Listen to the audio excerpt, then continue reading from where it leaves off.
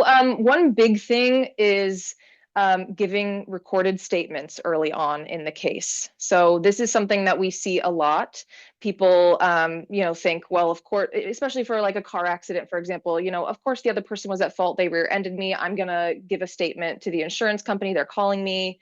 What could be the harm, right? And I think this is, as a former public defender, I have a lot of passion about this topic because in criminal law, everyone is it's a little bit more well known, I think, by lay people that in criminal law you don't want to make statements because those can be used against you later. It's a little bit less known that that's also true for these kinds of claims. Any statement you make can be used against you, and these defendants, right? They're going to have lawyers on their side who are making arguments and twisting your words to make it sound like your injury is not as bad as you said it is. So if you tell someone what your injuries are early on, we might be talking, we're not as precise as we could be sometimes when we're just talking normally.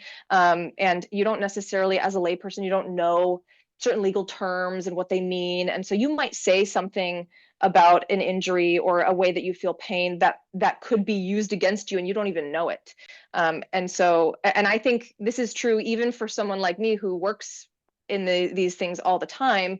I would not make a recorded statement early on without consulting with my attorney first on a case like this. When I was injured, I didn't talk to the insurance company at all, even though I handle these kinds of things all the time. I know what I can and can't say because I know that sometimes you just say something that comes across differently than you intended, and that can really hurt you later on. Yeah, and I think the hardest part about that, for me at least, is, I trust people in general. And so when you're talking to an insurance adjuster, and these insurance adjusters, they're friendly, real people. They're not bad people. And so when you start talking to them about an injury, you might go on and you might over disclose information that later hurts you.